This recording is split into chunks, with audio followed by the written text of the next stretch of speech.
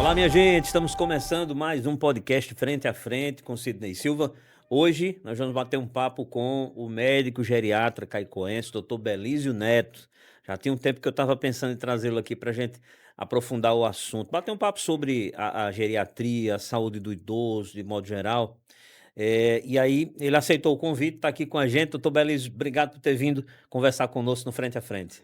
Eu que agradeço, Sidney, o convite, um honroso convite. Sei das grandes demandas que o podcast tem. Me sinto muito feliz por estar aqui e mais uma vez reencontrar uma amiga aí de longas datas do rádio, parceiro. Estamos por aqui. Bom, para começar, só acrescentar essa informação, eu trabalhei em emissora de rádio aqui em Caicó, e aí tinha um quadro Envelhecer com Saúde, que era eu que apresentava com o doutor Belísio. Acho que foi mais de 10 anos, não Foi foi? por aí. Mais ou menos. Então, estamos aí agora tocando o nosso podcast, eu convidei ele para vir para cá. Bom, doutor Belísio, para começar, quem é doutor Belísio Neto, além do consultório? Boa pergunta, Sidney. Doutor Belísio Neto é filho de um tradicional casal do sertão do Seridó, Maria e José. Minha mãe Maria, agricultora, depois veio para a rua, virou costureira, bordadeira. Meu pai José, agricultor, depois veio para a cidade, se tornou comerciante, uma bodega. E eu sou filho dessa, dessa união, né? Tenho mais quatro irmãos, todos eles mais velhos que eu, sou o filho mais novo, é uma prole de cinco. E Dr. Belísio é esse ser humano que nasceu nesse seio de resistência, de muita dificuldade naquela época. Hoje eu sou pai de 3 filhos, Arthur, o mais velho, Heitor, do meio, e Pedro, o mais novo, que ontem fez 5 anos, né. Dr. Belísio, Pedro Belísio. E sou casado com a minha digníssima, a mulher da minha vida, a minha parceira, a minha namorada eterna, né, Lívia Maria, essa que é paraibana, de Vista Serrana. A gente se encontrou no trabalho, lá em Patos, ela é fisioterapeuta e o médico da UTI na época, lá. E casamos e temos uma família, somos muito felizes. Sou muito família, Sidney, gosto de estar em casa, gosto de estar com meus filhos, gosto de estar com os meus, não sinto tanta necessidade de sair, mas saio também. Sou produtor rural, às vezes vou para o sítio, né, eu crio, eu tenho uma propriedade para a gente se divertir lá, final de semana, uma vez, a gente costuma ir para a zona rural. Sou lutador não, sou praticante e amador, né, já competi muito no jiu-jitsu, mais de 25 anos no jiu-jitsu. A gente hoje, treina o nosso cardio, a gente 2, 3, 4 vezes por semana faz jiu-jitsu, gosto muito das artes marciais, faço musculação também, me exercito. Gosto muito do Flamengo, sou flamenguista, inclusive, não sei quando é que vai ser postado, mas agora domingo estarei lá em Brasília para a final da Supercopa do Brasil, Flamengo e Corinthians. Sou flamenguista doente, vivo todos os jogos do Flamengo, vivo muito, essa questão. Sou músico, ultimamente até não tenho me dedicado tanto, sou saxofonista, mas, sou, essa pessoa que você conhece, filho de José, de Maria, casado com Lívia, pai desses 3 filhos e que tem, seus hobbies na arte marcial, no futebol e eu diria que na música também. Doutor Belísio, como foi sua trajetória, né, até se tornar médico geriatra e por que geriatria? Inicialmente foi porque médico, né, a gente Certo. pensou, eu me sentia, assim, naquela época, existia só uma faculdade de medicina no estado, a gente tinha essa questão de lidar bem com assim, não é que eu me sentia, mas parece que aquilo de ajudar as pessoas era uma coisa já desde a infância, embora eu na infância fosse, menino danado, mas eu me sentia bem ajudando as pessoas. Mas o que fez eu decidir mesmo, assim, já no segundo grau, naquela época era Uhum. segundo grau, eu decidi pela medicina, foi um misto de, de vocação com necessidade mesmo econômica. A medicina, em outras épocas, ela era um meio de vida também, uma projeção de um filho de agricultor. Na minha família só tinha um irmão formado em geografia, e eu decidi para misturar as duas coisas. Vocação, sem dúvida, ninguém se mantém na profissão sem a vocação, mas alguma profissão que pudesse também pagar as contas e Uhum. poder dar uma condição melhor à minha família, que é uma família muito humilde. A gente saiu da zona rural, veio morar ali na Barra Nova, João 23, e a ideia foi essa. Passei no vestibular na UFRN em Natal, né? Isso em 2001. A gente, durante o curso, namorei com várias outras especialidades, mas já para o final do curso a gente pensava em fazer cirurgia, urologia. Nisso aí, eu já senti que tinha um apreço pelo idoso, a questão da próstata, me dava muito bem, estagiei muito com a turma lá de Natal, operei muito com eles. Eh, mas, de última hora, assim, de última hora não, eu diria assim, no último ano, a geriatria estava surgindo como uma especialidade, nova. As projeções de envelhecimento eram já existiam, que o país ia ficar, envelhecer, que o número de pessoas idosas iriam aumentar. Em Caicó não tinha essa especialidade. E assim, meus pais eram eu sou o caçula. Meu pai até já faleceu faz 2 anos, ele estaria com 90 anos. Minha mãe hoje, com 79, tá, ela é viva. Então meus pais já eram idosos quando eu me formei, e eu pensei nisso também: "Vou ter que voltar para minha terra para eu cuidar dos meus pais, também". Então foi um misto de necessidade também, quando fui decidir pela medicina, como também de cuidar dos meus pais. Eu diria que o incentivo maior, Sidney, foi meus pais idosos, e eu voltar para cuidar deles também. Ganhar, assim, poderia ganhar a vida com a geriatria, mas tendo tanto que, assim, me dediquei muito. Papai tinha Parkinson, eu estudava muito Parkinson, era assim, ir para o congresso, as aulas de Parkinson eu não perdia, enfim. Mas foi nesse contexto que decidi. E aí, fui embora para o Rio Grande do Sul fazer a geriatria, voltei para Quando você diz: "Foi Caicó. embora para o Rio Grande do Sul para fazer geriatria", é especialização. Isso, exatamente. Aí, Uhum. lá onde a gente faz termina, Sim. se especializa. Passei 2 anos lá, na PUC do Rio Grande do Sul, e aí voltei para minha terra para poder prestar serviço como geriatra e como médico também, né. Uhum. Inicialmente a gente, até hoje eu também sou intensivista, sou da UTI. Até hoje eu ainda, mantenho relação com a UTI. Eu sou coordenador, sou do estado e coordeno a UTI daqui, sou intensivista também. Mas, hoje estou bem mais na geriatria, dando aula. Sou professor da universidade também, coordeno a UTI Uhum. e faço serviço privado de geriatria. Também na universidade a gente tem um ambulatório de geriatria, mas a minha trajetória foi essa, da UFRN de Natal pra PUC do Rio Grande do Sul, depois para Caicó. Doutor, tem gente que confunde, eu não sei se de forma até pejorativa, e não sei se a palavra seria confunde, de forma pejorativa, chama a geriatria de medicina de velho ou médico de velho. Tem disso? E como é que o senhor encara isso? Assim, no Ocidente, o nome velho é uma coisa já que não serve na maioria das vezes. Mas existe algo assim, um paradoxo, que vinho velho é bom, a madeira envelhecida é Uhum. bonita, né? Então o termo velhice, o termo velho, aqui para nós, ele é uma coisa muito pejorativa. Já no Oriente não, o ancião é aquela pessoa a ser consultada, ela é respeitada, tem uma outra visão. Aqui a gente não, meu avô não sabe mexer num celular, ele não serve.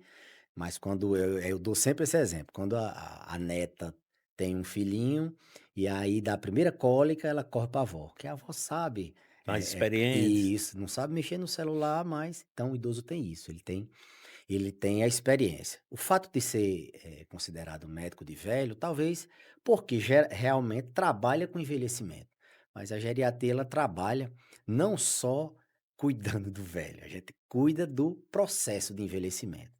A gente, faz a parte de prevenção e tenta colocar as pessoas na rota do envelhecimento saudável.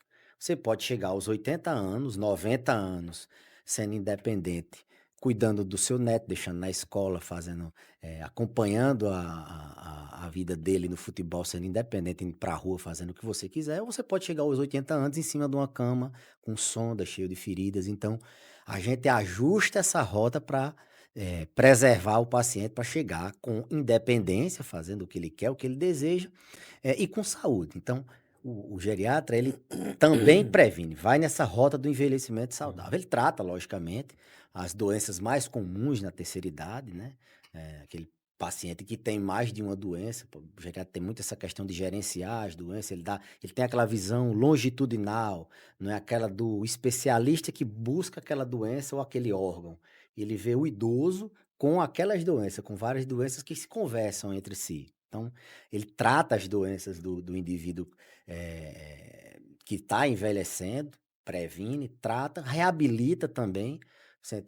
Quando adoece, faz um adoecimento agudo, interno, o geriatra ele reabilita, ele tem essa visão também de tratar, de reabilitar o paciente, seja qual for a doença, e ainda tem uma área que não assim, uma área que eu tenho um apreço tão grande, mas é uma área também da geriatria, que são os cuidados paliativos, aqueles cuidados que o paciente tem quando ele está com uma perspectiva de vida ali Muito curta. pouca, muito curta, e aí você vai dar conforto e alívio do sofrimento. Então, a geriatria, ela essa ciência que não é o médico de velho. Eu sempre digo, é o médico da pessoa idosa que ele pode dizer: "É meu médico". Ele é meu médico, porque ele é o médico realmente que cuida Uhum. das minhas doenças, não necessariamente só serei eu, não. Ele tem, algumas coisas que a gente conversa, é uma especialidade, conversa muito com os especialistas, É com como, a é como a pediatria, exato. bem específico, né? Exatamente. A gente: "Não, estou precisando de um apoio nessa insuficiência cardíaca", chamo preciso que você vá na cardiologia. Não, está precisando de alguma coisa do controle metabólico, vai na endocrinologia, vai então assim, mas é o médico que o idoso pode dizer que é seu. "Olha, eu Uhum. tenho o meu médico, doutor Belísio, é doutor outro, doutor Sidney", e assim por diante. Eu acho que o médico de velho, para mim, eu não me sinto ofendido não, sabe. Mas é um termo pejorativo. Se a gente dissesse: "É o médico da longevidade saudável", que é um termo da moda, Uhum. todo mundo iria gostar. Mas é o médico que cuida de você envelhecer com saúde, mesmo você estando, com sua idade, de você manter-se independente e autônomo. Doutor Belis falou uma coisa muito interessante agora, que é do paciente dizer: "Doutor Belis é meu médico, doutor fulano é meu médico". Tem muito disso, parece também. Eu pelo menos já ouvi, doutor, muitos pacientes seus inclusive, falar com muito carinho do doutor Belísio, né. Porque é a idade avançada, ou vamos dizer 60 anos, 70 anos, sei lá, qual for a idade que seja, eles estão, às vezes, também muito carentes de cuidado, de carinho, né, e encontram esse cuidado no médico, ou eu estou enganado? Sem dúvida. Ele vem não por isso. Sim, Ele não vem para eu estar conversando, para eu dar carinho, não. Ele vem para eu resolver os problemas sim. dele. Mas essa outra parte, essa parte de você lidar com ele, lógico que assim, eu me motivo todos os dias, eu me cuido para poder dar o meu melhor para os pacientes, inclusive nessa relação pessoal. Porque eles vêm uma, duas vezes do ano ali, passa uma hora e meia, às vezes até duas comigo, e são as horas talvez mais importantes, porque o mais importante da gente é a A saúde. saúde. E a gente tem que ouvir desde os aspectos da doença, passando pelo neto que adoeceu, por outro que está se separando, Um por que dá trabalho em um que dá casa. trabalho, um que fez um empréstimo. Tem Sim. essa questão dos aspectos sociais. E a gente também, Sidney, tem essa escuta qualificada, né? O idoso, ele às vezes diz sem ser direto, Sim. são oligossintomáticos que são sutis. Você às vezes descobre uma doença ou você suspeita de alguma coisa através de termos que ele nem. Por exemplo, uma depressão. Ele não chega chorando dizendo que está triste, porque ele não pode ser triste, porque os filhos, os netos não podem ver ele triste. Uhum. mas ele no discurso dele você percebe que ele está. Então, a gente tem técnicas para poder avaliar isso. Então, essa questão do lidar, eu me sinto um privilegiado porque eu tento o máximo. No dia do aniversário eu mando Um um cartãozinho, cartão, um parabéns. aham. Eu tento ser realmente aquela pessoa que eu sou, de trocar experiência, aprendo muito com eles. Quem tem mais experiência são eles, são os idosos, aprendo muito. No período de seca agora, eu converso muito com os idosos, com as idosas do tempo deles, como é que a gente faz. Então, isso naturalmente gera em mim uma reciprocidade. Ele vem, ele consegue ali na hora receber o ouvido. As pessoas hoje estão muito sem tempo, né? Os filhos no celular, os netos, todo mundo ocupado. E um dos maiores males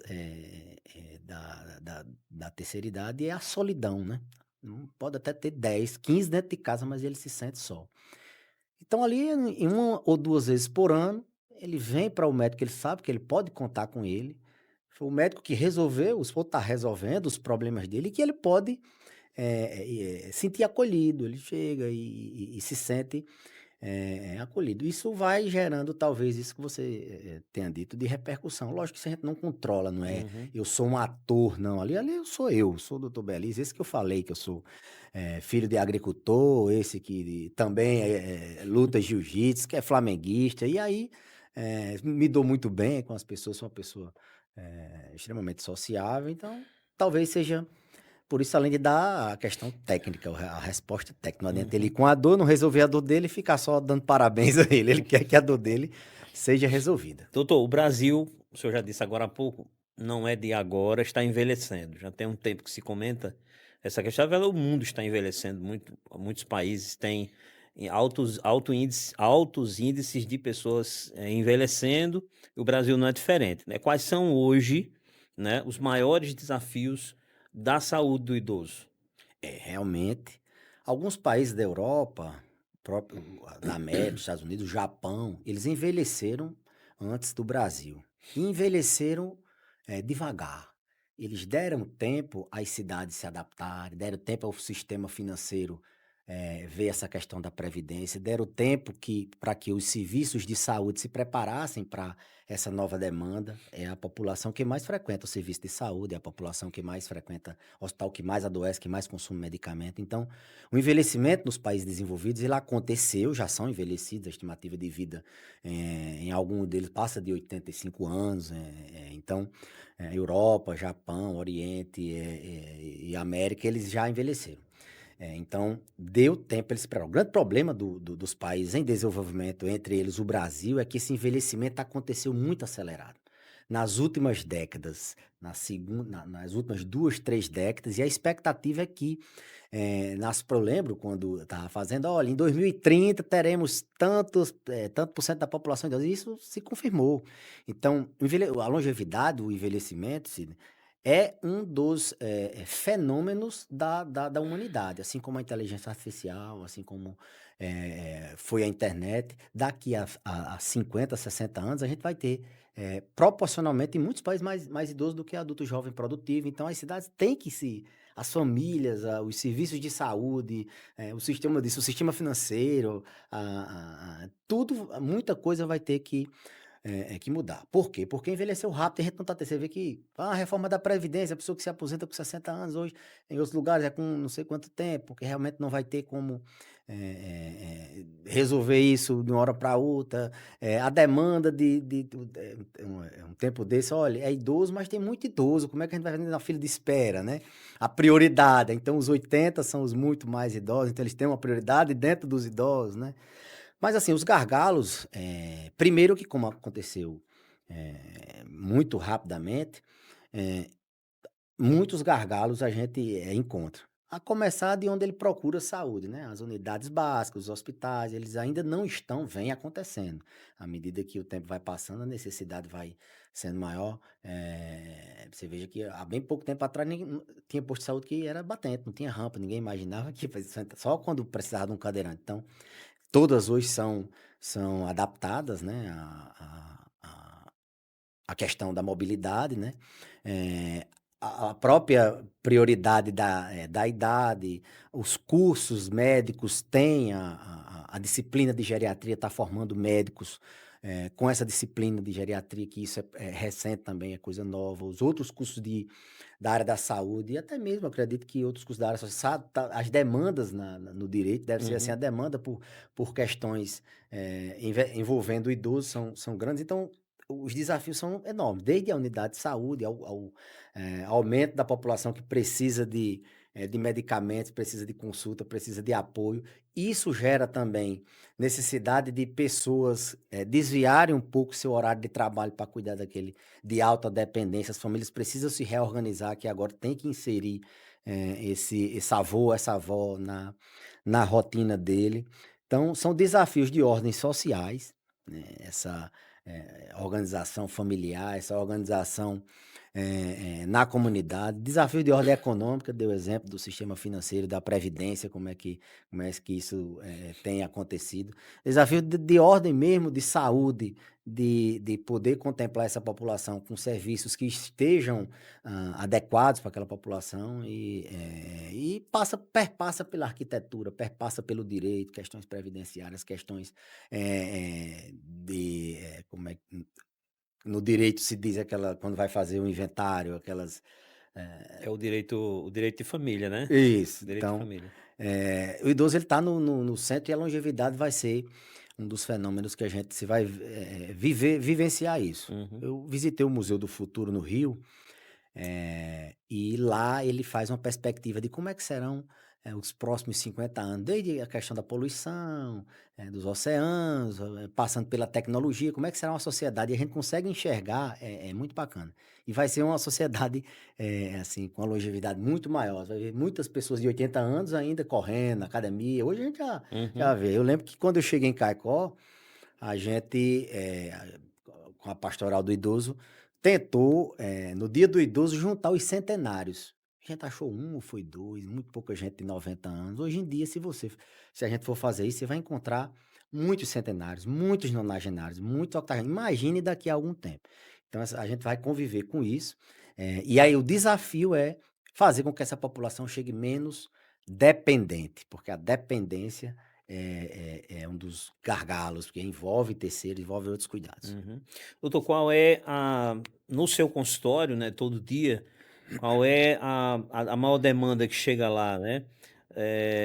Que o senhor poderia identificar, por exemplo, quais são as doenças mais comuns que o senhor atende, né, lá? O que é que tem mais aqui na região? E com essa resposta, acho que a gente vai ter uma realidade mais ou menos do que é Caicó nessa questão de saúde do idoso. Na verdade, Sidney, na verdade, eu diria assim, o carro-chefe de um consultório, de um serviço de ambulatorial, um serviço de consultório que tem outros cenários. Tem Sim. idoso na enfermaria, tem idoso na UTI, tem idoso em domicílio. O idoso do consultório, assim, a demanda pelas doenças neuropsiquiátricas são o carro-chefe, sabe? São os idosos com Alzheimer, ou que estão com algum problema na cognição, idosos depressivos, idosos ansiosos, sem dormir, com muito ranzinza, e isso atrapalha ele aderir a outras medicações. Então, o carro-chefe, eu diria que essa questão neuropsiquiátrica no idoso é o carro-chefe. Mas metade também dos que nos procuram dos que nos procuram, é aquele idoso frágil, multimórbido, que tem muitas doenças, né? Toma muitos medicamentos, e precisa de alguém que possa gerenciar isso. Ele vai, não, tá perdendo peso, tá perdendo apetite, aquela pessoa que não tem, oh, meu Deus, pô, eu tenho que ter esse médico que possa gerenciar. Então, esse perfil de idoso frágil, vulnerável, com muitas doenças também nos procuram. É uma demanda muito grande. Tem muitos filhos, neto nem tanto, mas muito filho de paciente que já vem. A mãe tem 90 anos, a filha tem 70.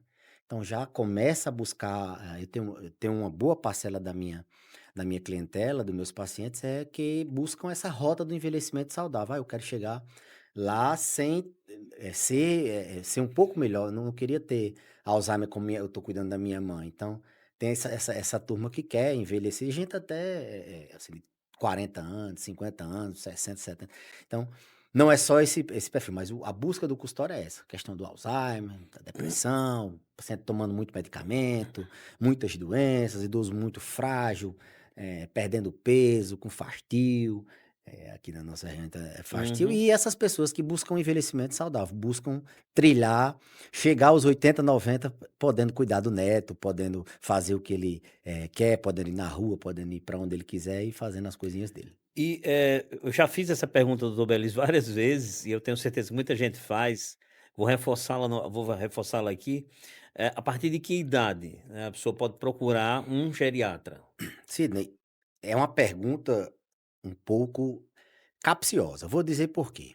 Eu tenho um paciente com 70 anos que tem mais saúde do que outros pacientes que eu tenho com 50 anos. Então, a hora de procurar, a gente vai buscar uma média, né? Eu sempre digo que até 30 anos, seu organismo ele resolve suas coisas. Você tem uma gripe, se você tomar remédio ou não, você fica bom. Você tem uma diarreia, você toma remédio bom ou não. A partir dos 30, o fenômeno do envelhecimento, o seu osso ele já não consegue mais reparar da mesma forma. Eh, a sua capacidade de recuperação é diferente. Você, quando adoece, já sofre mais um pouquinho. Mas depois dos 50, então a partir dos 30 você tem que começar a se ter uma responsabilidade, não é mais seu corpo sozinho, você vai ter que proativamente cuidar da sua saúde. E a partir dos 50, assim, é indispensável, né, a mulher entrando na menopausa, a mulher tendo menopausa, é homem na época do exame da próstata, 45, 50 anos, é indispensável que você busque auxílio. Você tem que procurar um médico, não necessariamente a geriatria, mas é uma recomendação de que aos 50 é inadiável, você tem que ir para conversar e dizer como é que é a sua saúde, como é que você quer chegar, dizer o seu histórico familiar de câncer, de diabetes, de hipertensão, fazer uma consulta, não só chegar e no laboratório fazer os exames. E a partir daí você também já vem desde o 30 se organizando para assumir esse processo, esse protagonismo. Se a partir dos 30 você tem que assumir o protagonismo, você tem que buscar fazer para que seu corpo, sua poupança de saúde, é como uma previdência que a gente Uhum. falou. Depois dos 30 você tem que começar ali a poupar, para quando chegar em 70 você tá bem. E depois dos 50 não tem como você não poupar, você tem que ativamente, é indispensável você procurar um médico. Mas, a maioria das pessoas que nos procura, eu diria que uma média é a partir dos 60. A partir dos 60, que tecnicamente é o idoso mesmo, hoje bem menos, porque assim, 60 anos há 20 anos atrás, a pessoa já era velha. Hoje os 60 são os 40, né? Os 60 mais hoje são os 40. Ele até tem um receio. Vixe, já tenho que ir tem um preconceito. Não, eu vou aqui procurar um clínico, e depois finda tendo que ir. Então eu diria que uma idade. Não, diga uma idade aí, doutor Belli, 50. Indispensável você ir 50, seja ao Uhum. geriatra, seja algum médico, você tem que procurar rumo para a sua saúde, visando sempre 80, 90, como é que eu quero chegar lá. Doutor Belísio, e o Alzheimer, hein? O Alzheimer, nesses últimos tempos eu vi os cientistas, a ciência nunca para, né? De pesquisar em busca de cura para AIDS, cura para o câncer, cura para o Alzheimer, cura para o Parkinson e tudo mais. Eu sei que o senhor é um estudioso dessa causa, está sempre atento às novidades e tudo mais, né? O Alzheimer, doutor, o senhor acha que tem alguma perspectiva de que nos próximos anos se consiga uma medicação que freie ou que resolva de uma vez por todas? O senhor acha que vamos chegar nessa situação? Estamos vivendo, Sidney, a época da maior revolução, do Alzheimer. A gente hoje, há 5 anos atrás, a gente estava meio parado. A gente não conseguia avançar na medicina de precisão para dar um diagnóstico mais preciso, e a gente, consequentemente, não conseguia avançar na questão terapêutica, de tratamento do remédio. Não adianta, se você não consegue dar um diagnóstico preciso, como é que você não tem aliás, você não tem remédio para tratar, para que você vai diagnosticar tão precisamente? E aí, nesses últimos 5 anos, a gente está vivendo a maior revolução da história da doença de Alzheimer. Hoje, os métodos diagnósticos eles são muito mais precisos. Antigamente era só, não, tá esquecendo, tá perdendo alguma capacidade de resolver alguma coisa, qualquer pessoa percebia que a pessoa não estava normal, estava caducando, estava esclerosando, né, que era o termo que ia ter. Hoje não, hoje a gente tem a questão dos sintomas, dos sinais, a gente conversa, vê como é que é a característica daquele esquecimento, mas a gente tem exames que com muito mais precisão, eles dizem se a gente tem. A gente tem exames, seja ele no sangue, seja ele na saliva, e as imagens hoje, a neuroimagem funcional, ela nos últimos 5 anos, como eu disse, ela entrou inclusive como critério. Você dá o diagnóstico quando você tem uma imagem, determinada imagem, você consegue ser mais preciso. Então a gente vive essa revolução diagnóstica, a gente consegue dar com mais precisão o diagnóstico da demência de Alzheimer. A gente sabe que a demência de Alzheimer são 60% das pessoas que têm demência. Demência é um nome genérico, Uhum. mas de 10 pacientes que têm demência, 6 são Alzheimer. Outras demências são a vascular, depois de um AVC, ou com doença cerebrovascular de pequenos vasos. É a demência por corpúsculos de Lewy, uma demência um pouquinho diferente. É uma demência por Parkinson, uma demência por... São causas desde neurodegenerativas até demências infecciosas, como uma demência por neurosífilis. Então, vivemos a era do diagnóstico mais preciso. A gente colhe no líquor, na coluna, como se fosse uma anestesia RAC, um exame que a gente consegue detectar as proteínas da doença de Alzheimer. A neuroimagem funcional, ela evoluiu de uma forma que a gente vê o metabolismo daquela proteína dentro do cérebro, vê com mais precisão a área que está afetada e a gente consegue melhor. É quase que você ter um exame para diabetes, a glicemia, a gente está conseguindo isso com a revolução diagnóstica. Então, vivemos essa revolução diagnóstica e vivemos também a revolução terapêutica. Os medicamentos que a gente tinha até bem pouco tempo atrás, a gente conseguia exatamente, a gente priorizava frear a perda, a velocidade com que a gente perdia a memória, e a gente tentava minimizar os sintomas neuropsiquiátricos, ou seja, tentava frear à medida que a doença passa, e quando a doença vai progredindo, vai dando sintoma neuropsiquiátrico, vai dando agitação, vai dando insônia, o paciente fica desinibido, ele fica agressivo muitas vezes. Quem tem na família alguém com Alzheimer sabe muito bem o que eu estou dizendo, o Alzheimer descompensado. Então a gente tinha esses dois objetivos, frear a cognição e minimizar os sintomas neuropsiquiátricos. Mas hoje a gente tem medicamento que a gente consegue reverter, a gente consegue melhorar o paciente. A gente tem, por exemplo, a doença é causada por três fatores. Deposição de uma proteína dentro do cérebro, de duas proteínas, beta-amiloide e a tal, que são tóxicas para o cérebro. Ela mata neurônio e mata na área da memória. Então, a gente consegue, com o medicamento, esvaziar o cérebro disso, retira isso do cérebro. Então, a gente tem medicamentos hoje, cada vez mais esses medicamentos são melhorados. Hoje, aprovado no Brasil, agora em 2025, o lecanemab, ele é esse medicamento que tira essas proteínas tóxicas. Então, uma causa do Alzheimer a gente já trata, a gente busca cura. Tem mais duas outras causas, que são as causas vasculares, né? A gente sabe que o Alzheimer também acontece por dificuldade circulatória, e isso mata neurônio dentro do cérebro, e a inflamação, a neuroinflamação que a gente está vendo. Isso a ciência está andando. A cura do Alzheimer, eu diria que a gente não conseguiu, mas a gente já deu, nesses últimos 5 anos, a gente deu um passo que a gente não conseguia, a gente simplesmente era sintomático, a gente tratava ali Meio que no escuro? não, eram os Não, sintomas. certo. A gente não curava a doença. Era como se você tivesse uma infecção, você dava dipirona para tirar a febre e não tratava com antibiótico, não Entendi. matava a bactéria. Hoje a gente já tem medicamento que trata isso. Lógico, os pacientes elegíveis para isso são pacientes que têm um transtorno neurocognitivo leve ainda, você tem os exames para saber se ele tem a doença, mas são candidatos bem específicos. Ainda é muito caro, custa mais de R$100.000. Alguns centros só tem que você tem que ficar fazendo ressonância, fazer esses novos remédios. Então a gente vive também uma revolução no tratamento, não só no tratamento para curar a doença, mas também em tratamentos de suporte nos sintomas neuropsiquiátricos. Desde medicamentos, assim, de classes medicamentosas que a gente já utilizava, mas são muito melhores, com menos efeitos adversos, até chegar na cannabis. Que a cannabis hoje tem sido uma coqueluche, tem sido Usa também para o Alzheimer? uma das opções, sim. Ah, é? Inclusive foi liberado agora o plantio para as residências, para casa, né, pela Anvisa, essa semana. Foi, né? Isso. Pronto. Então, passando até pela cannabis. O pessoal, não, mas vai resolver o problema. Não, não é que a cannabis vai resolver o Cannabis que eles problema liberaram, na verdade, é o óleo, né, da da cannabis, cannabis não é industrializada. isso.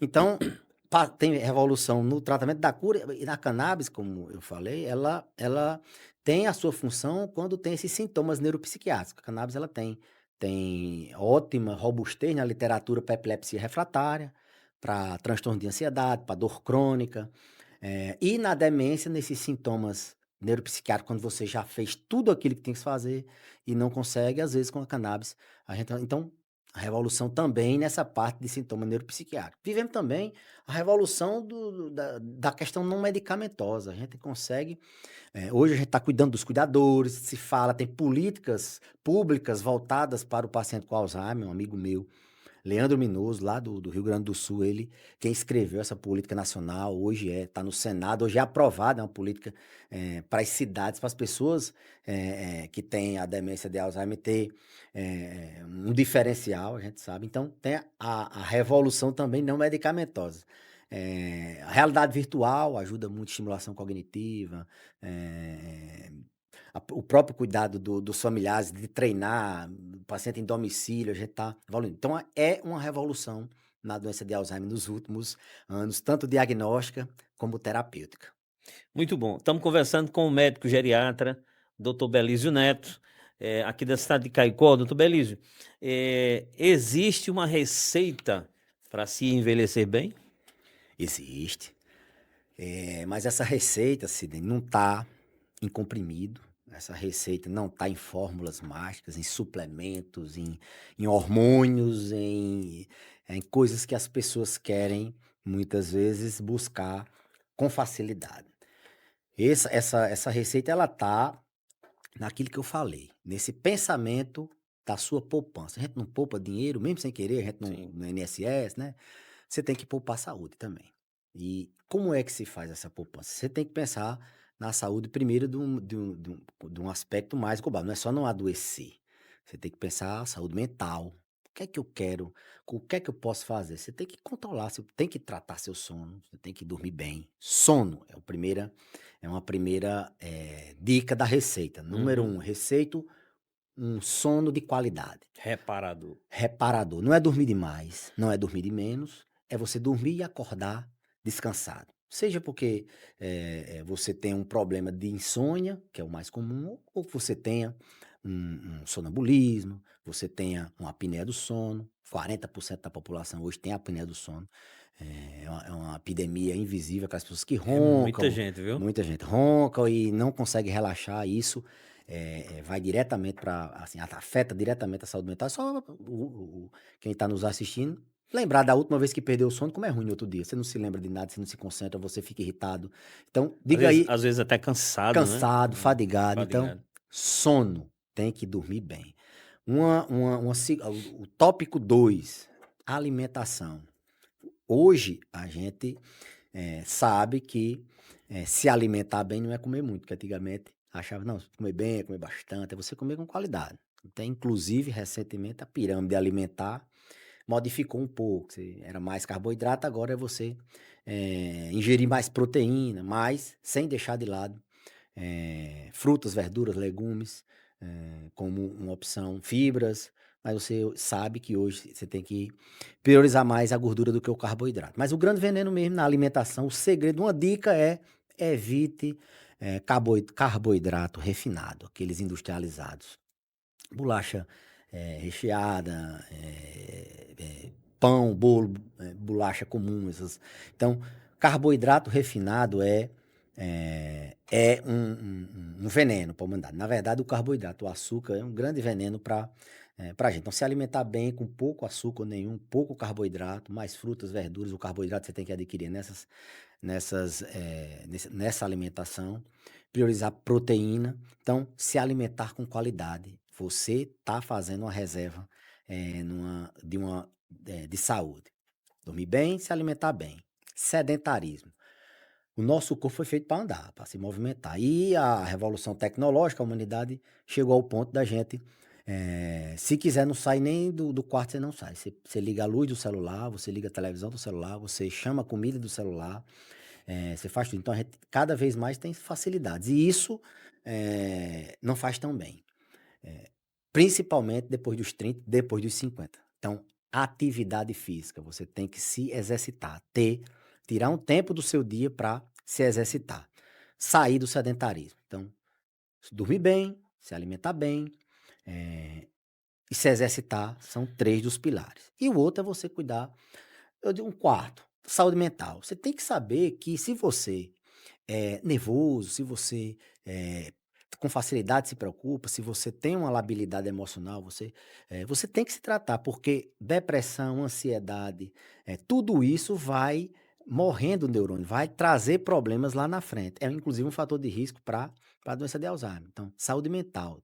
Não, eu vou evitar estresse, não vou me envolver. Não, todos nós temos problema. É você saber a dose que você vai dar de resposta àquele evento estressor, é você ter um ambiente leve, é você poder trabalhar com tranquilidade, é você poder ter paz mental. É um pilar que hoje a gente, em virtude de inúmeras mudanças, desde a luz elétrica, a gente não mais dorme ao pôr do sol, passando pela televisão, pela internet, a gente tem vários problemas que fazem com que a nossa saúde mental seja colocada cada vez mais à prova. Então, saúde mental é também fundamental. E eu diria que a proatividade também, você buscar o médico, seguir o que o médico diz, se tem doença crônica, controlar suas doenças, isso aí é fundamental. Muito bem. A gente, queria saber também a sua opinião, doutor, sobre quedas do idoso, né, o idoso caindo muito em casa, eh, ou aonde ele viva, né. Eh, as quedas no idoso, elas são realmente perigosas? Sidney, queda em idoso, e aí não adianta ser não aquele idoso 70 anos que tem botox, que vai para atividade física, que é independente total, que não quer ir para o geriatra, aquele que, acha que não tá velho, o Uhum. osso dele tem 70 anos, independente de ele ser aparentemente jovial, o osso dele tem 70 anos. 70 anos, um osso é um osso potencialmente mais fraco. Então, uma queda pode fraturar. Imagine, uma queda numa pessoa idosa. Eu sempre digo, queda é tão grave ou mais do que um infarto, do que um AVC, do que um câncer. O idoso, quando cai, Sidney, ele ou fica 50% deles ficam com problemas, consequentes a quedas que não a fratura. Dor crônica, fica doendo, medo de cair, idoso que não precisa se arrebentar todo, ele teve a iminência de cair, ele desenvolve o que a gente chama de pitofobia, é um medo desproporcional, ele não anda, idoso quando cai, muitos deles não voltam mais a andar com medo de cair de novo.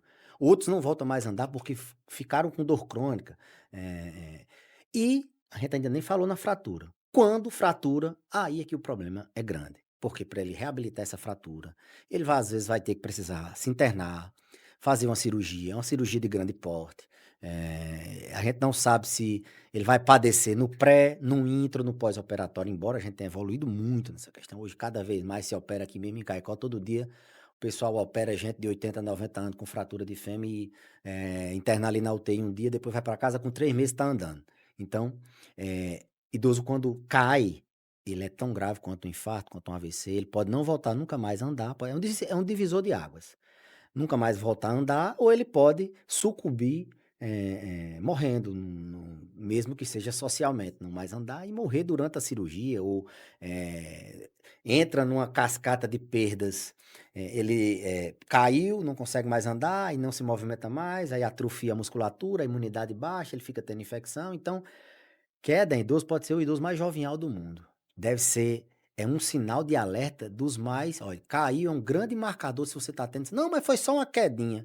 Não, tá, caiu. Será que seu músculo se você tivesse 30 anos, você sofreria essa mesma queda? Será que sua amplitude da marcha, você não estava levantando os passos melhor? Será que a resposta reflexa naquela hora? Então não precisa ser uma quedona para se esbagaçar não. Lógico, quando cai, boa parte deles que são frágeis, eles se esbagaçam, quebram fêmur, coluna, antebraço. Então, é um dos maiores inimigos do idoso, é um dos grandes problemas que a gente não pode minimizar. Seja idoso, saudável, aquele que corre maratona, aquele que vai para academia, aquele que tá bem aparentemente, mas o osso dele, quer queira, quer não, ele é um osso envelhecido e queda pode. Eu sempre digo, a gente tem um dizerzinho, queda quando não incapacita, né? Ela mata. ela traz algum problema. E o pior, indivíduo que cai uma vez, ele tem um risco 3 vezes maior de cair, 3 vezes maior de cair no próximo ano. 30% desses que caem fraturam. Eu estava aqui, o senhor estava falando, eu estava me lembrando de uma coisa, né? Eh, o adulto jovem ali, 20, 30 anos, ele começa a fazer exercícios físicos, ele vai, tem as suas atividades, ele não é sedentário, corre, faz academia ou coisa parecida. Aí ele chega na idade com uma certa estrutura muscular boa, né? Mas ele chega na terceira idade, ele é um idoso com uma certa estrutura muscular, ele não teve perda muscular, talvez. Esse fato poderá ajudá-lo, por exemplo, ele tem mais músculo do que um idoso que talvez não tenha feito a mesma coisa. Poderá ajudar em alguma coisa numa queda, por exemplo? Ou Se você me perguntar qual é o órgão mais importante do idoso, uhum, para você dimensionar a importância do que é o músculo, eu diria que é o músculo. O órgão mais importante. O que o idoso tem que se preocupar é com seus músculos. sim. Já foi, não, se preocupar em não gripar, não infartar, lógico, também. A principal causa de morte é as doenças cardiovasculares. Mas se você quer preservar alguma coisa, preserve seus músculos. O músculo não é só para você manter-se independente, para você evitar uma queda. Se ele tiver com um músculo bom, ele tem uma resistência a cair maior. Mas o músculo, ele é envolvido em inúmeras. Se você ter ideia, paciente que tem diabético, quanto mais músculo ele tem, mais ele controla o diabetes, a resistência insulínica diminui. O músculo é onde tem um receptor lá da insulina que ele faz com que a glicose saia do sangue e vá para dentro do músculo. Quanto mais músculo, mais receptor. Então, envolve o metabolismo lipídico. O paciente, quando tem Interessante, é uma cadeia de outras coisas que músculo, beneficiam, né, pois o é. músculo. E o músculo beneficia Aham, outras coisas. Por isso que a gente sim. manda fazer atividade física, o paciente diabético, porque ele melhora quando ele consegue. Só que o idoso, ele tem uma tendência a perder o músculo com mais rapidez. Se ele não cuidar, ele tem dificuldade de ganhar massa muscular, por questões do Porque é envelhecimento mesmo, natural, porque é né? natural, à medida que a gente vai envelhecendo, as fibras musculares elas vão se perdendo e a capacidade de você hipertrofiar esse músculo é um pouco mais difícil do que no adulto jovem. Então, eu diria que o músculo, Sidney, ele evita não só queda, mas ele evita morrer também por diabetes, evita também a pessoa morrer, evita também o paciente sucumbir do coração, evita várias outras coisas. Preserve, faça músculo e preserve seus músculos, você que está chegando na terceira idade. Doutor, uma outra questão, acho que é muito comum também, é o excesso de medicamento, né?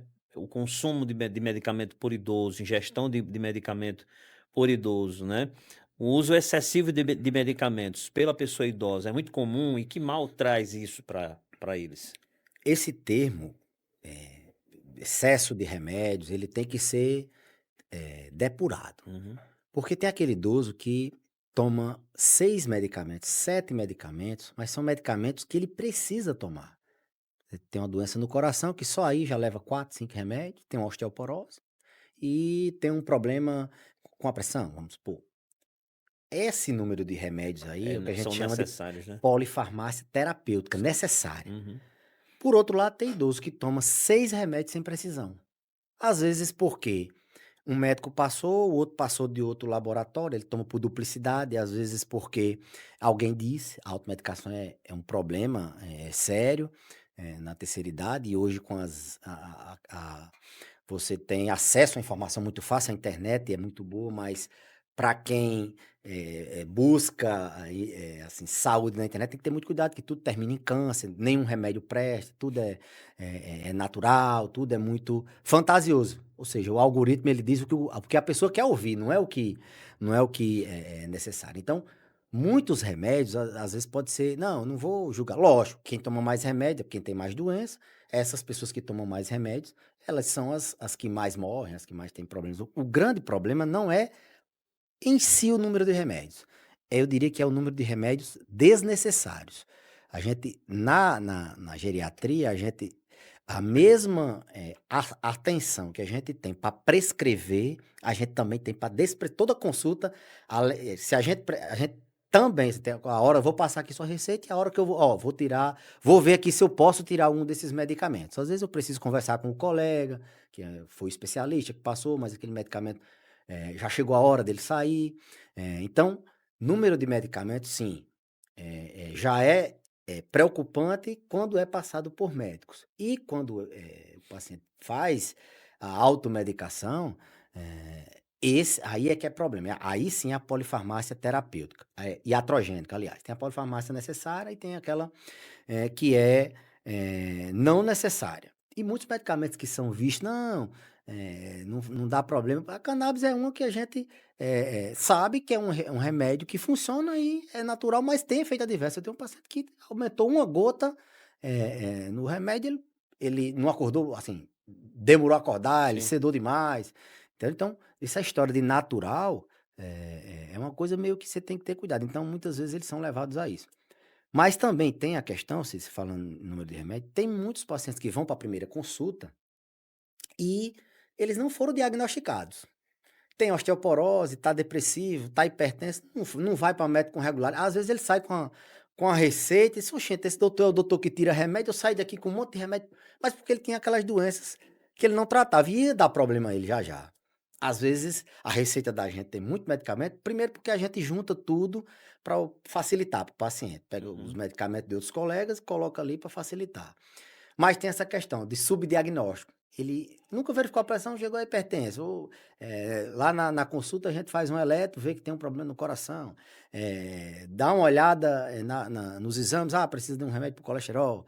Aí ele sai com uma quantidade. Então, tem essa questão também, mas é um dos desafios da. E hoje, para piorar, hoje cada vez mais os pontos de corte para você ter que usar um remédio, eles são mais, assim, mais rigorosos, ou seja, por exemplo, usar remédio para colesterol. Cada vez mais pessoas vão chegar tomando, porque a meta, o objetivo que a ciência estudou e que para a gente conseguir manter o valor do colesterol menor, muitas vezes você chega com esse remédio, porque mesmo sem sentir nada, você tem que tomar. Então, tem que pensar nessa questão também de metas terapêuticas que hoje mudou um pouco. Então, tem esses três viés. Faz mal, muito Uhum. remédio que não necessita, faz bem, mesmo que seja muito remédio que mais o paciente necessita. Automedicação é sempre um problema, é bom sempre revisar a caixinha do idoso, aqueles remédios que ele às vezes está tomando mesmo remédio para a mesma coisa, está vencido, que ele vai juntando ali na farmácia, e tem essa questão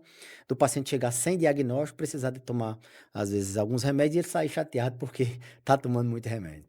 Muito bem, doutor Belísio, qual é o papel da família, no cuidado com o idoso, com a pessoa idosa? Eh, o tripé é sempre médico, profissional, eu digo, não Uhum. necessariamente o médico. Profissional, paciente, família barra cuidador. Então, essa tríade é o que faz o paciente ficar bem. Não adianta só o médico passar o remédio, se o cuidador não dá na hora certa, ou se ele acha que é 3 vezes ao dia tem que tomar só uma. Se o familiar não está por perto, se o familiar não observa, não supervisiona o cuidador, ou se o paciente mesmo também, nem todos são dependentes, se o paciente, não sei. Então, esse tripé é o tripé fundamental. Você tem que ter os três conversando. E aí a família tem um papel de importância fundamental, porque na maioria das vezes os idosos eles não conseguem se locomover ao consultório, até quer, mas tem que algum parente muitas vezes levar. As doenças nos idosos elas são sutis, alguém da família tem que perceber, tem que estar por perto, tem que estar ali conversando com seu pai, com sua mãe, se ele não está dando uma esquecida, se ele não está caindo, se ele não tá mais magro, se ele não o passo dele não tá mais curto, se ele não tá andando devagar. A família tem essa função de observar, ido a os idosos. E aí, se tem esses filhos, netos que moram mais perto, tem aquele que mora fora, mas todo dia liga, tem essa função, às vezes: "Não, mora fora, quer se meter", mas ele ajuda todo dia fazendo uma E videochamada. é filho, né? É filho, não tá ali porque não é porque não quer, entendeu. Então, a família, mesmo longe, tem que se envolver, no processo. A gente sempre pede para alguém da família estar atento, supervisionar, porque não adianta você: "Não, eu pago a consulta do meu avô, da minha avó, do meu pai, da minha mãe e pronto, tá resolvido", não. Não, adianta não, assim, não é que não adianta. Tudo bem, você contribuiu a sua parte, mas a família tem que se envolver mais, tem que: "Será que papai está bebendo aquela água? Será que papai tá vestindo aquele calçado que o doutor passou e tirou as havaianas para não cair, ou ele tá então, tem que ter tempo para ouvir, tem que vez por outra conversar com seu pai, sua mãe, prestar atenção.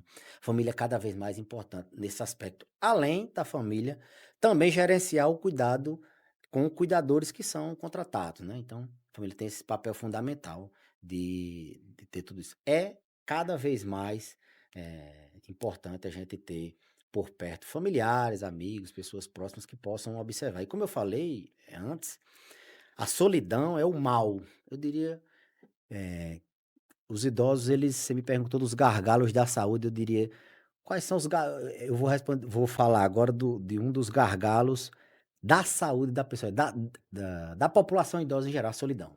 Solidão é um problema que vem sendo estudado cada vez mais, e não é solidão dele morar só não, que já é um grande problema idoso morar só. É a solidão, a sensação de solidão, é aquela pessoa que se sente abandonado, solitário, por mais que tenham várias pessoas morando ao redor, várias pessoas, mas as pessoas passam, não conversa É isso que eu ia lhe perguntar, como é que acontece isso então? O idoso está dentro de casa, tem várias pessoas morando ali, como é essa solidão? Como é que ele se sente só ali? ele se sente só porque ele se sente inútil, ninguém pergunta mais a ele, ele se sente só porque ele não consegue mais, se socializar, sair para passear na praça para conversar com amigo, é a solidão. Sente só porque está em depressão, depressão, um dos sintomas é o isolamento social, a sensação, de solidão, ele pode estar adoecido, mas é fundamentalmente, Sidney, porque as pessoas estão sem tempo. As pessoas não estão dando, mas, assim, as pessoas estão ocupando o tempo delas com muitas outras coisas, e os idosos precisam de tempo, precisam que você desacelere, ouça, observe. Então é um dos grandes males, porque é fator de risco para você morrer mais. Quem tem solidão, tem essa sensação de solidão, ela morre mais, ela interna mais, ela não adere aos medicamentos, ou aos tratamentos que não são medicamentosos da mesma maneira. É uma pessoa que vai ter mais problemas com a saúde, essas que têm solidão. Um outro problema é que aí tem uma relação também com a solidão, é a rotina hipoativa. Os idosos, eles eh, cada vez mais eles não têm muita, mobilidade. Passa o dia, eu sempre checo: "O senhor acorda de manhã, faz o quê?". "Ah, tomo café". "E depois?". Aí ele pensa. Aí depois eu me sento, aí eu digo: "E depois?". Ele disse: "Não, aí quando vai dar umas 10 horas, aí eu dou um cochilo e almoço". Eu digo: "E depois?". Aí dou um cochilo, depois do almoço. Uhum. Aí de tarde, aí eu assisto ali uma televisão, e eu digo, movimentou muito pouco. Passou o dia deitado, comendo, sentado, sem atividade. A gente tem que colocar esses idosos, criar uma rotina ativa. Eu sempre digo isso. Saber cada horário que ele vai fazer. Nem que seja levantar para se esticar, para se alongar, nem que seja levantar para beber água, nem que seja levantar para rodear a casa, tomar o banho de sol. Então ele tem que ter uma rotina, ele tem que passar o dia ocupado, tanto mentalmente como movimentando, né. Um dos grandes problemas é a rotina hipoativa. É mais fácil o idoso estar sentado, você ir lá e dar a comida, você ir lá e dar a água, você não ter trabalho de pegar ele para dar um banho, mas isso é um erro que os cuidadores às vezes: "Não, ele está ali, enquanto ele está ali parado, eu tô cuidando das outras coisas", mas esse que está ali parado, daqui uns dias vai estar deitado numa cama, e você tendo que trocar ele, tendo que, levantar ele. Então cria uma rotina mais ativa. Solidão e a rotina hipoativa. Não se mexer, ter um dia parado, sentado, deitado, só comendo, dormindo ou ficando acordado sem se movimentar. É um dos grandes problemas que os idosos enfrentam hoje. Eu ia perguntar aqui uma coisa que o senhor já respondeu mais ou menos aí, que é como cuidar do idoso sem tirar a autonomia dele. É. Tem Isso. muito idoso que é autônomo, né, Uhum. mas tem muito idoso que não é tão autônomo assim, né. Assim, tem que entender o contexto familiar. Uhum. Às vezes tem 5 filhos, 15 netos. E eles querem impor uma coisa que aquele idoso, não quer. Vou dar um exemplo, o idoso que morou na zona rural toda, a vida toda na zona rural, ou mesmo que morou na zona urbana, aí você vai botar uma sunga e botar ele na hidroginástica, porque fulano disse que era bom. Não é assim. Não, papai tá morando no sítio, quero trazer pra rua. Não, papai tá acordando cedo demais, eu quero que ele acorde mais tarde, quero que você passe um remédio pra dormir. Mas ele tá dormindo cedo demais, né? Ele tá acordando cedo porque tá dormindo mais cedo. Uhum. Então, para não tirar a autonomia desse idoso, você tem que respeitar ele, você tem que entender. Primeiro, é lúcido? Se for lúcido, ele vai decidir o que ele quer. Mas a gente pode convencer. A gente sabe que aquilo vai ser benéfico, a família tem que convencer. E convencer idoso não é hoje você perder a paciência e amanhã não ir mais, não. Não, papai, se eu preciso de fazer uma atividade física, talvez não seja a hidroginástica, mas vamos aqui começar dando uma volta. A transição da zona rural para a zona urbana pode ser aos poucos, ele pode vir visitar, aí nessa visita fica 2 dias, 3, e daqui a pouco parar de trabalhar de uma hora para outra. 90 anos dentro do curral, você vai tirar ele, ele vai, não sabe, ele não tem. Então você vai ter que ser gradativo. Mas se ele for lúcido, a capacidade de decidir é dele. Isso aí, juridicamente, e até mesmo a gente, olha, se ele disser que não quer mais fazer isso, vocês vão tentar convencer, porque ele precisa disso, mas se ele disser não, é não. Então, às vezes, muitas famílias com muita gente querendo o bem, finda querendo invadir a privacidade. Agora, se é um idoso que não tem mais capacidade de discernimento, tem uma demência, aí não. Aí esse aí é a família quem tem que decidir. A família tem que entrar no consenso, tem que ter um que gerencie isso. Nenhum exército vive sem um comandante, todo navio precisa de alguém para decidir, que Um decida carro tem um ter um motorista. motorista, que decida certo ou errado, mas tem que escolher um, que senão fica todo mundo dando opinião e ninguém resolve nada. Então, escolhe um e aí começa a gerenciar esse cuidado dessa pessoa que essa não tem mais a capacidade de decidir por si só. Mas os que são independentes e autônomos, existe sempre esse conflito dos familiares que querem, às vezes, uma coisa que ele não se adapta, mas tem que buscar um meio termo, tem que buscar alguma coisa que seja do desejo dele, senão ele não se engaja. Não, ele não gosta não vai para hidroginástica, mas se eu botar ele para limpar o muro aqui, se eu botar ele para fazer uns exercícios aqui, ele faz. Não, ele não gosta de sair de casa, mas se eu botar um cafezinho aqui na calçada, todo dia vai encostar uns amigos dele para bater um papo aqui. Então tem que ter essas estratégias, não pode chegar a decidir tomar uma decisão por ele, não. Eu fico imaginando que o idoso, ele é muito apegado às coisas dele, né, doutor Belísio? As coisas que ele conquistou. Eu não sou nem um médico geriatra, não. Eu já ouvi muito Belísio falando, então eu sei de algumas coisas mais ou menos, né? O idoso, ele é muito apegado àquilo que ele construiu, né? Com muito suor, com muito sacrifício, às vezes. Por exemplo, um pedacinho de terra que ele cuida, um gadinho, umas ovelhas, uma cabra, sei lá, ele construiu com o esforço dele, né? Chega um momento que a idade dele pesou e a família começa a se preocupar, mas também não pode tirar de lado abruptamente e colocar na cidade e dizer o senhor vai morar aqui agora, porque senão ele vai definhar. Eu estou errado? Não, não está errado. E assim, eh, se tirar, ele não vai ter mais, a vida dele não tem, o sentido Sentido, da né? vida dele é aquilo. Você pode até, a gente não pode deixar ele se colocar em risco. Ah, é um idoso que, tudo bem, da zona rural, Uhum. mas você não vai deixar ele subir em pé não vai deixar ele andar a cavalo, à toa, andar em piso irregular, você vai minimizar, mas se você trouxer para um ambiente que ele nunca foi adaptado, talvez isso seja problemático. Então, eles têm muito apego mesmo. Certo, o ideal seria que a gente se deslocasse para casa dele, fosse Uhum. morar lá. Mas a gente sabe que não é bem, as coisas não são bem assim. Como eu falei no início, a sociedade ele não está preparada para como vai lidar com essa situação. E aí ele começou a não ser mais independente e a família tem que, de uma certa forma, intervir. Eu sempre digo, olha, cautela, idoso, a gente tem que ir devagar. Você não pode passar assim, o pé pelas mãos, de tirar ele, tomar uma decisão sem. Ele não vai aderir, vai ser problema, ele vai adoecer. Então, vá convencendo, a ideia do convencimento é importante, e não deixe ele sem atividade. Mesmo que não, eu quero agora, eu quero parar de trabalhar. Não, papai, você não pode parar de trabalhar agora. Vamos devagarzinho, vamos diminuindo, vamos. Ele não pode se colocar em risco.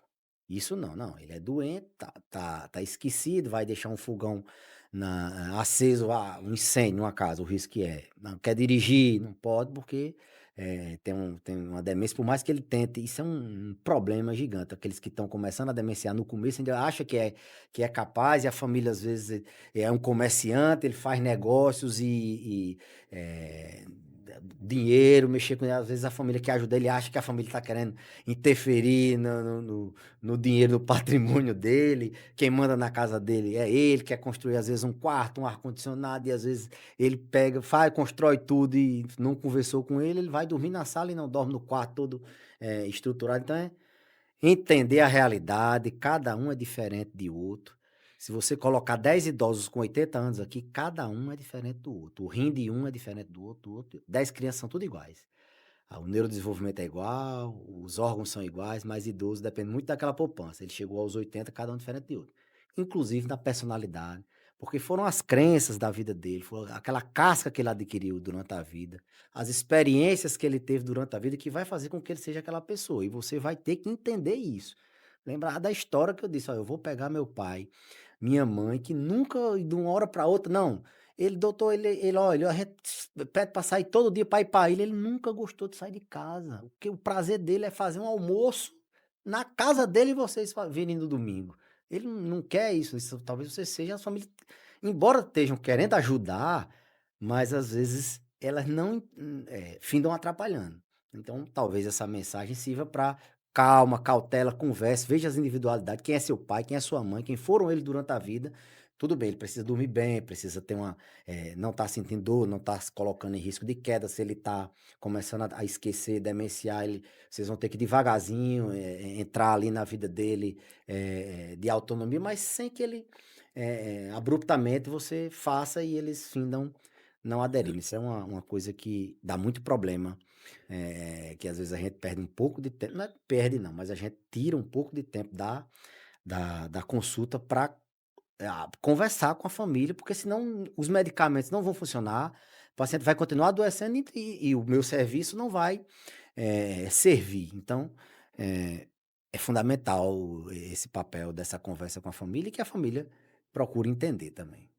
Olha, se a gente fosse continuar conversando, doutor Belisa, a gente passava o ano todinho aqui, porque tem assunto. Essa é uma parte da vida, né, a terceira idade, que tem muito para se discutir, tem muito para a gente conversar, e conversar com alguém que é de dentro do tema, sabe, aborda muito bem o assunto, é muito bom. Então, eu queria só que o senhor, para a gente encerrar, doutor, dissesse onde é que o senhor atende aqui em Caicó, como é que faz para, se você tem aí o número de contato para marcar, e a consulta e deixar sua mensagem também, olhando ali para o pessoal que está nos acompanhando em casa, principalmente para os idosos ou para as famílias dos idosos, para os cuidadores, enfim, fica à vontade. Todos nós iremos envelhecer. E eu tenho certeza que você que está aí nos assistindo conhece e tem ou tem na família alguém idoso que precisa desse olhar diferenciado, desse olhar amplo, dessa percepção aguçada. Então, a minha mensagem é: todo mundo que quer envelhecer bem tem que começar a se cuidar com aqueles, se alimentar bem, dormir bem, controlar o estresse e buscar fazer uma avaliação depois dos 50 anos. Então, alguém tem sempre na família um idoso, o pai, a mãe, o avô, todo mundo tem, né? Às vezes não tem, mas tem um tio, tem um vizinho, tem um conhecido. Tudo isso serve. E você, mesmo que seja jovem, vai chegar lá. Então você precisa plantar, você precisa fazer sua poupança em saúde para poder colher lá na frente, chegar aos 80, 90, vivendo melhor até talvez do que quando era jovem sedentário, tendo autonomia e independência. Bem, a gente trabalha, né, no serviço privado, na clínica Santé, fica ali na rua da UFRN, né? Ah, o Penedo. telefone é no Penedo, Clínica Santé, é 99687-8877, é o nosso telefone da recepção. Mas vocês encontram o Dr. Belício também nas redes sociais, Dr. Belício Geriatra no Instagram, no YouTube, Facebook, a gente tem. Então, 99687-8877. Fica na Clínica Santé. Muito bom. Obrigado, doutor Belísio, por ter vindo ao nosso podcast. E, minha gente, voltamos, tá certo? Na próxima semana com mais entrevistas. A gente vai trazer outras pessoas, outros profissionais assim. Vamos continuar, né, com esses bate-papos aqui, porque a gente acaba levando informações importantes para quem está nos acompanhando, aqui ou em qualquer lugar, aonde quer que você nos acompanhe, que você nos assista, tá certo? Siga a gente no YouTube, Sidney Silva RN, tá certo? Deixe seu like e se inscreva também, porque nos ajuda demais. Valeu, até a próxima.